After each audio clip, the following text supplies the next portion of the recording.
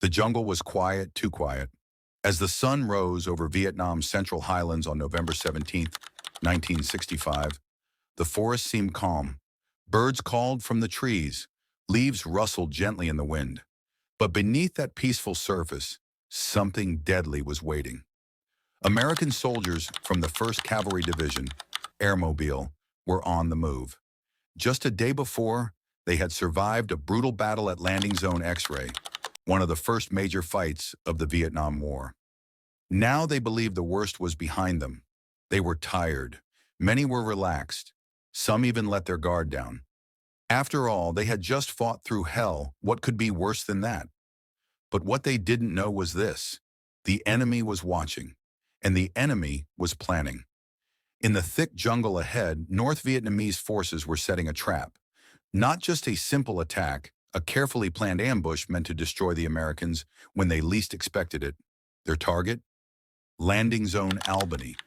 What followed would become one of the deadliest and most terrifying battles in the Vietnam War. A battle of surprise, chaos, and survival where soldiers were caught in high grass, cut off from each other, and fighting just to stay alive. This is the story of LZ Albany, a place the soldiers would later call the Devil's Butcher Shop. If you're interested in powerful true stories from military history, subscribe to our channel and hit the bell icon so you never miss a moment on the front lines. After the fight at LZ X-Ray, the American soldiers were exhausted. Their uniforms were dirty, their eyes heavy, and their minds still stuck in the horrors of battle. On the morning of November 17th, 2 battalions from the 1st Cavalry Division began moving out. Their goal reached new positions deeper in the jungle. Leading the way was Colonel Tully's 2nd Battalion of the 5th Cavalry. His men were heading east to Landing Zone Columbus, a safer area where helicopters and supplies were waiting. Behind them was Colonel McDade's 2nd Battalion of the 7th Cavalry, along with parts of other units, like Captain George Forrest's Alpha Company. They were moving northwest to a different location, Landing Zone Albany. At first, everything seemed quiet. The forest was dense, and the trail was narrow. The men walked in long lines, surrounded by tall grass and thick trees. But as the hours passed, something dangerous started to happen. The soldiers began to relax. Mistake 1. No marching fire. Colonel Tully offered McDade a plan. Lay down marching fire, shooting into the jungle as they walked, just in case the enemy was nearby. But McDade said no. He didn't want to give away their position. Mistake 2. Lack of experience. McDade was still new in his leadership role. Instead of giving direct orders, he let his officers make many of the tactical choices. Some of them, like the commanders of Charlie and Delta companies, became too comfortable during the march. They stopped using proper formation and let their guards down. Mistake 3. Poor communication. As the column stretched through the jungle, units became separated. The tall grass and thick terrain made it hard to see or hear. Some soldiers even started to treat the mission like a routine patrol, what one officer described as a walk in the sun. At around midday, a small group from Delta Company captured 2 North Vietnamese Army (NVA) deserters. They stopped the march to question them, but the prisoners gave little useful information. The short break, however, gave many tired soldiers a chance to sit, relax, and even fall asleep. It seemed harmless, but that pause gave the enemy exactly what they needed: time. After the break, the march continued. By 1:07 p.m., part of Alpha Company and a reconnaissance platoon reached the edge of Landing Zone Albany. They started setting up positions in the clearing. The area was shaped like an uneven square, with grass, trees, and open space for helicopters. Then came another mistake. Colonel McDade called his company commanders for a quick meeting near the landing zone. This left large parts of the column without leadership and even more exposed. Captain Forrest, already uneasy about how relaxed everyone seemed, ordered his men to stay alert. But it was too late. The soldiers were unknowingly walking into a trap when the North Vietnamese had spent all morning preparing. The jungle wasn't quiet anymore. It was watching. While the Americans marched through the jungle, their enemy was already one step ahead.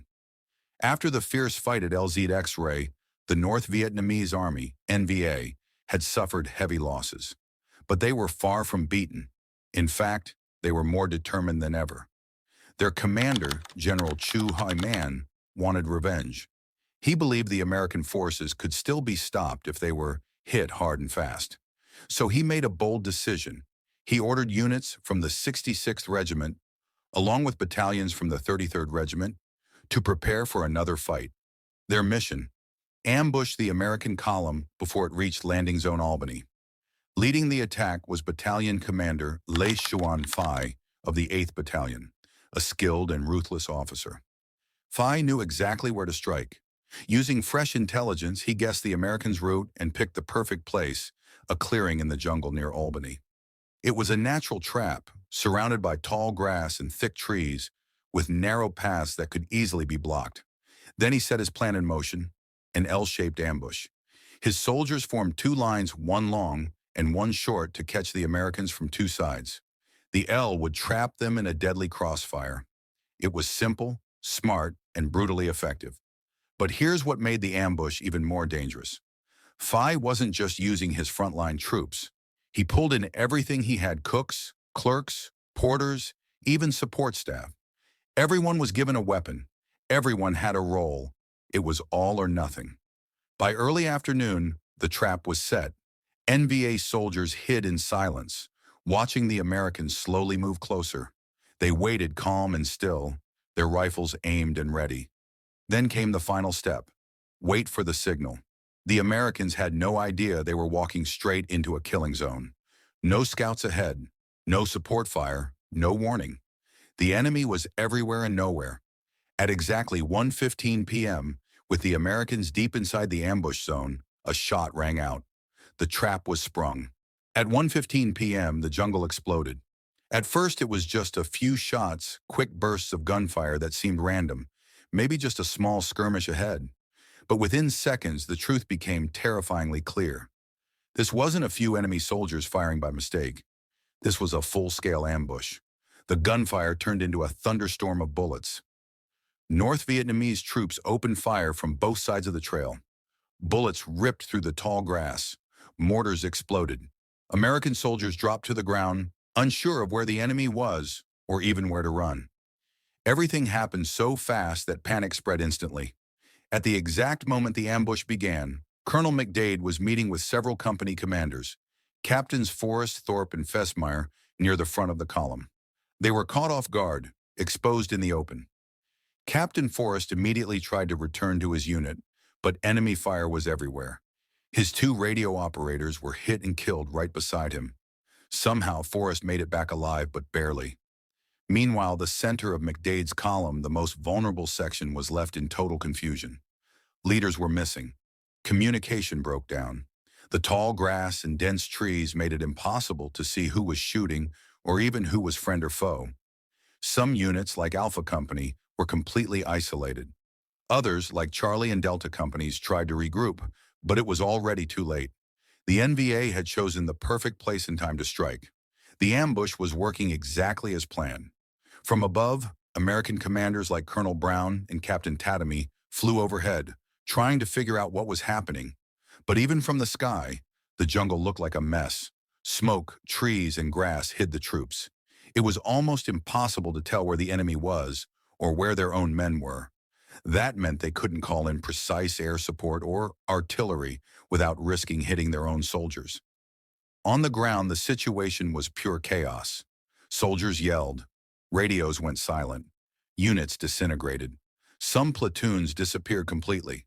One officer, Lieutenant Sugden, later said he believed his men had been wiped out. In the confusion, even friendly fire became a danger. American soldiers, unsure of who was around them, sometimes opened fire on their own troops. In this kind of close-quarters jungle fighting, mistakes were deadly. One of the few officers who stayed calm was Captain Fesmeyer. From his position in the landing zone, he saw that Delta Company was being overrun. He quickly ordered Lieutenant Cornett's Charlie Company to help. But even that didn't work. The NVA fire was too intense. The jungle was a maze. American troops couldn't even find each other, let alone organize a proper counterattack. All across the battlefield, American soldiers were on their own. They crawled through grass. They looked for cover. Some tried to regroup, but most were just trying to stay alive. The ambush had cut the column into pieces, and each piece was fighting a different, desperate battle. To make things worse, the NVA were not just shooting, they were moving in. After the first wave of fire, North Vietnamese soldiers charged the American positions. It wasn't just gunfire anymore. It was hand-to-hand combat, sometimes just feet apart. Grenades flew, bayonets were used. The fighting was close, brutal and personal. The ambush had worked perfectly. The Americans were trapped, disoriented, and bleeding. As the afternoon wore on, the battlefield grew darker not just from the setting sun, but from the smoke of grenades, mortars, and burning brush. Some soldiers managed to form small defensive rings.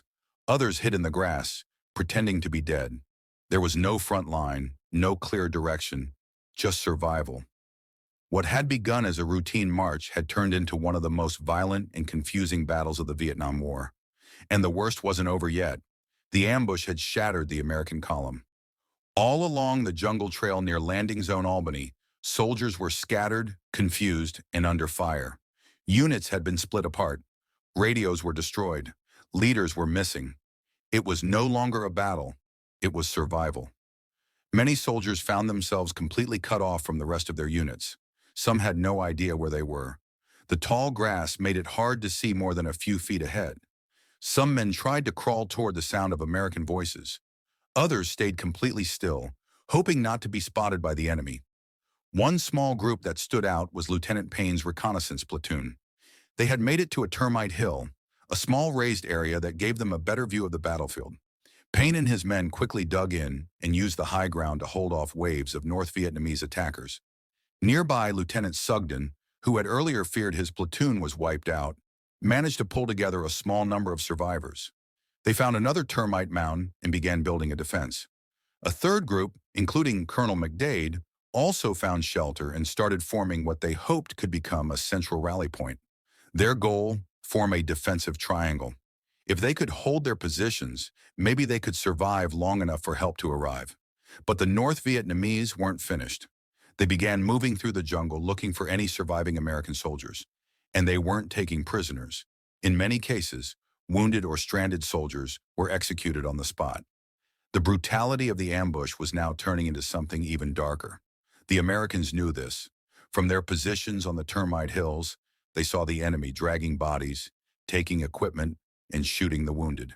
It was a horrifying sight, but it also lit a fire inside the survivors. They were determined to fight not just for their lives, but for their brothers. Meanwhile, other small groups tried to hold their ground. Some soldiers managed to regroup with different units. There was no more company structure. It was just whoever was left, grabbing a weapon and holding a position. With communications broken, the Americans had only one option: call in fire support on the entire area, even if it meant risking their own men. The commanders decided that everything outside the small defensive triangle was now a free fire zone. Around 2:15 p.m., help finally arrived from above. A 1E Sky Raiders, slow, powerful planes roared in from Pleiku Air Base. They dropped napalm and fired machine guns into the jungle. The firepower was devastating. Entire sections of the forest lit up in flames. Dozens of enemy soldiers were caught in the blasts. The Americans on the ground cheered. It was their first real chance to catch their breath. For the next 2 hours, the air support continued. It gave the survivors time to regroup, treat the wounded, and reinforce their defenses. They began digging in, forming new lines and preparing for a night they knew would be long and dangerous. But despite the terror and confusion, one thing was clear. The men still standing were not giving up. They were bruised. They were bloodied. But they were still alive and they were ready to fight. The smoke still hung in the air. The jungle was scorched and silent again, but this time it was the Americans who had stopped the enemy. Thanks to the deadly work of the A-1E Sky Raiders, the momentum had shifted. Their bombs, napalm, and gun runs had shattered several waves of North Vietnamese attacks, buying precious time for the surviving American forces to regroup. With night approaching, the focus turned from fighting to surviving. Soldiers began building better defensive positions, using what little they had: helmets, backpacks, even their bare hands. They dug shallow foxholes, pulled the wounded closer, and passed around water and ammo. Everyone knew the enemy could strike again at any moment. On the ground, Captain Forrest, Captain Tully, and other officers worked fast to bring some order to the chaos. They gathered whatever soldiers they could find from different companies, different units, and formed a tight defensive ring. These mixed groups of survivors, exhausted but determined, were ready for another fight. The night was tense. Every sound from the jungle, every crack of a branch or call of an animal felt like the start of a new attack. But the North Vietnamese did not return in force. They had taken heavy losses and now faced a dug-in enemy, backed by air power and artillery. Throughout the night, artillery units and aircraft fired into the surrounding jungle to keep the enemy away. American commanders had no clear view of the battlefield, so they ordered shells to fall in wide areas, even if that meant risking friendly fire. The main goal was simple: keep the enemy from regrouping. By morning, a new sound echoed through the trees' gunfire, but this time from friendly troops approaching. Bravo Company, from the 1st Battalion, 5th Cavalry, had been sent from LZ Columbus to break through and link up with the survivors. They fought their way through the jungle and reached the battered Americans by dawn. It was the first real sign that the worst might finally be over. LZ Albany had not fallen, but the true horror was only just beginning to be revealed. As the sun rose on November 18th, the jungle around Landing Zone Albany revealed a terrible scene. The air was thick with smoke and silence. American soldiers walked slowly through the battlefield, searching for survivors and collecting the dead.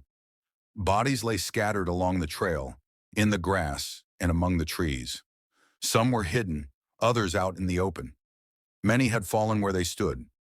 What they found was heartbreaking. Entire platoons had been wiped out. Equipment was left behind. Helmets, rifles, and torn uniforms littered the ground. Some soldiers had died trying to help others. Some had never seen the attack coming, and others had fought to the very end, surrounded and outnumbered, refusing to give up. The survivors called it the Devil's Butcher Shop. It was a name that stuck. The cost had been enormous. Over 150 Americans were killed, and many more were wounded. The North Vietnamese had also taken heavy losses, but they had struck a major blow, not just in numbers, but in shock and fear. This was no longer just a war of guns. It was now a war of nerves, of tactics, and of survival. In the days that followed, ARVN forces, South Vietnamese Army, joined the effort, setting up new bases like LZ Crooks and launching more attacks. B-52 bombers dropped heavy airstrikes on enemy positions. The campaign in the Ia Drang Valley was drawing to a close, but its lessons would last far longer. For the men of McDade's battalion, the fight was over. But the memory of Albany, the mistakes, the bravery, the horror would stay with them forever. And for the U.S. Army, Albany was a warning. This war was far from over. The Battle of LZ Albany was over, but the debate about what really happened was just beginning. Official U.S. reports listed 305 American soldiers killed and 524 wounded during the Ia Drang campaign. Of those, over 150 died at Albany in a single day. The North Vietnamese claim much higher numbers. They said 1,700 Americans and 1,270 ARVN troops had been killed, along with dozens of helicopters and vehicles destroyed. On their side, the PAVN, People's Army of Vietnam, reported 559 dead and 669 wounded. But U.S. forces estimated they had killed over 3,500 enemy troops. The truth lies somewhere in between. But numbers alone can't capture what LZ Albany meant. It was a turning point, a lesson in the deadly cost of poor communication, overconfidence, and underestimating the enemy. It also showed the courage of American soldiers who, even when surrounded and outgunned, refused to give up. The battle is now studied in military schools around the world.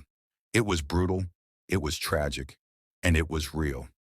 LZ Albany stands today not just as a battlefield, but as a reminder of the price of war and the strength it takes to survive it. To all the veterans who served in the Ia Drang Valley, especially those at LZ Albany, we thank you. Your courage and sacrifice will never be forgotten.